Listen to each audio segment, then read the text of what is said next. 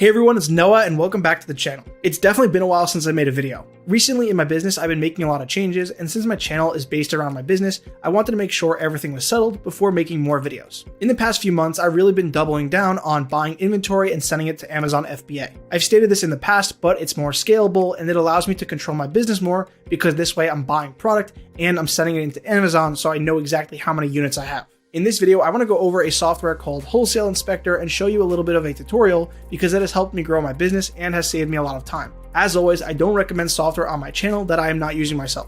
Wholesale Inspector is a product file analyzer. You get a CSV sheet or you get an Excel sheet with all of the products and UPC codes and prices from your supplier. You upload it to Wholesale Inspector, it finds the listings on Amazon, and it tells you all of the data. They have a 5-day free trial, which allows you to go ahead and test out the software and see if it's right for you. With that said, let's go ahead and take a look at it and see how I use it in my business. The way that I use Wholesale Inspector is first, you need to get a file from your supplier. Once you go ahead and you get that file, you're then going to upload that file to Wholesale Inspector.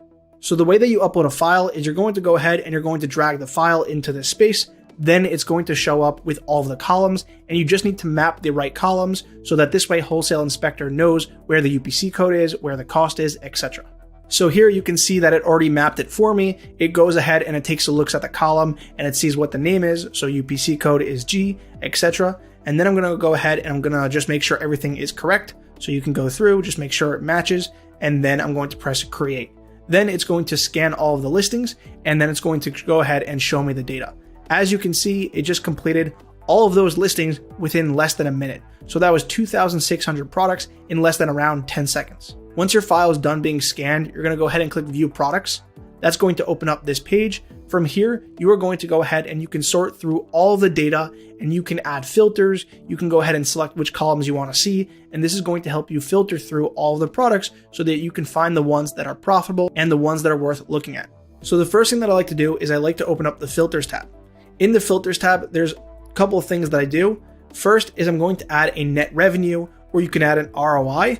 And the other thing that I like to add is the sellers as well as the sales rank. We're selling on Amazon, so sales rank is very important, especially if you're going to be buying in bulk. So the sales rank is going to be under the BSR.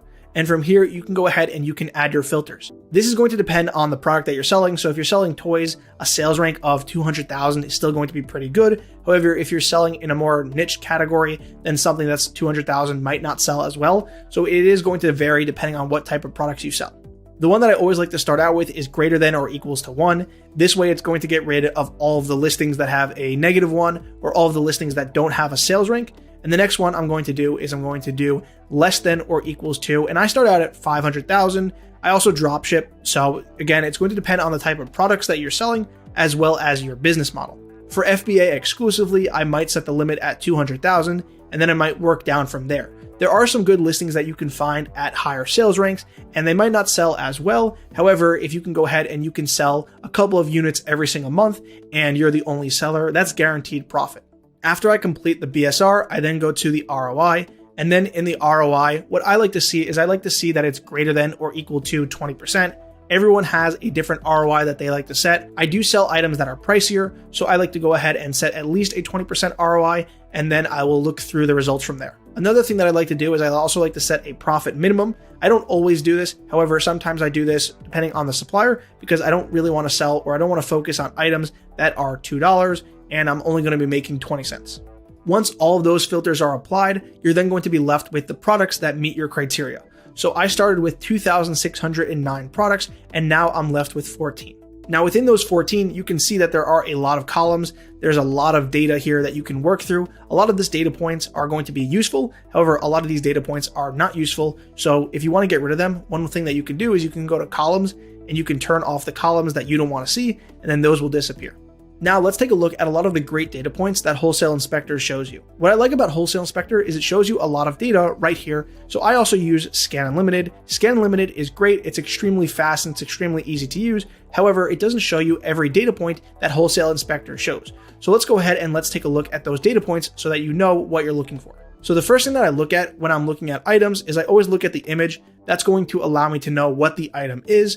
And then from there, you can also go ahead and you can click right here. And this is going to show you the image as well as it's also going to show you a quick view at a lot of the information. So here we have the BSR, here we have our percentage of time profitable, etc., etc. So the thing that I'm looking for is I'm looking at the BSR. We have 32,000 right here. We have the dimensions, the weight, we have the size. Next, we have the percentage of time profitable in the last 30, 90, and all the way up to 180 days. So that is a good metric because it can show you if you were to go ahead and sell it at the price in that time period based on your cost, what percentage of the time would you be profitable? So we can see that we would be profitable 100% of the time. Now, that doesn't mean that we can automatically go ahead and sell it. We still need to dig into the listing, see how many other sellers are there, is it out of stock, or what's the reason that we would be so profitable. Underneath that, we have the percentage of time for our ROI. So here we have 80% in the last 30 days, and then in the last 180 days, it's still 45%, which is another good metric.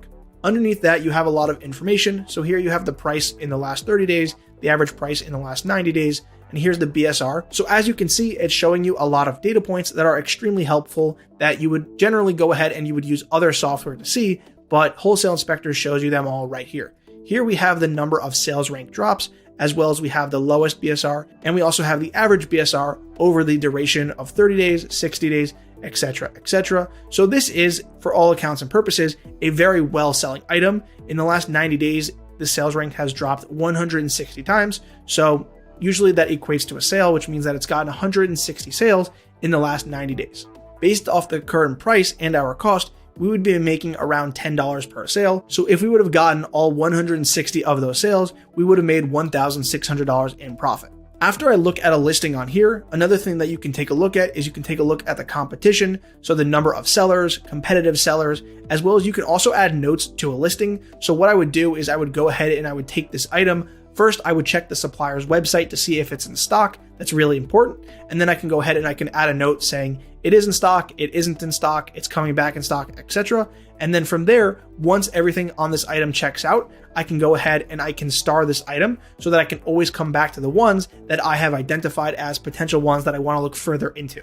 All of this information is also available in the following columns. So you can see you have the buy box price, the average buy box price over the duration. Here you have the lowest FBA price, you have your profit, your ROI, your margin, everything. And then of course you have all of this data right here over your profitability over a percentage of time. And again, you can look at this data in multiple different ways, which is also very helpful. One other thing that I like to take a look at is it takes a look at the competitive sellers that are FBA and are in the buy box range. So you can see on this listing that we were looking at, it has a number of sellers, 3, however, only 2 of those are competitive.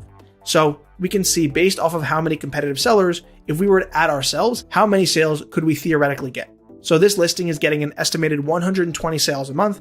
It has 2 competitive sellers. If we jump on, that's 3, which means that we would be getting around 40 sales a month, or we would be doing around $1,400 a month in revenue and $426 in profit. So again, all of this information is just calculated for you directly inside of the software. Lastly, you can take a look at a lot of metrics for FBA, as well as just the Amazon warehouse and the fees associated. And then if everything checks out, you can also go ahead and you can add this to your Seller Central directly from Wholesale Inspector.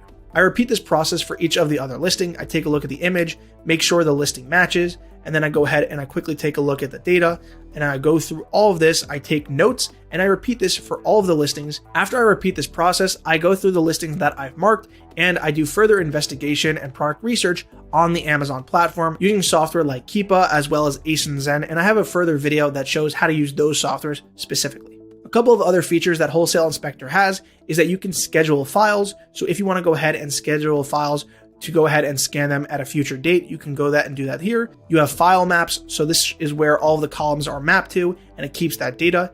Here you have something called Storefront Spy. So you can just enter your competitor's storefront link and it will go ahead and it will analyze all of their listings. You have single product that you can look up. You have multi-packs. You have your block list if you want to block a certain brand. So there are a lot of different features that you can use Wholesale Inspector for. And I think it's a good competitor for Scan Limited for those who are looking for more data, as well as for those who are getting more into Amazon Wholesale FBA. So that's going to be it for this video. If you already use Wholesale Inspector or you use a different software, be sure to go ahead and let me know in the comments down below. Hope you guys enjoyed the video. If you did, be sure to go ahead and hit the thumbs up button. I'll see you guys in the next video. Peace.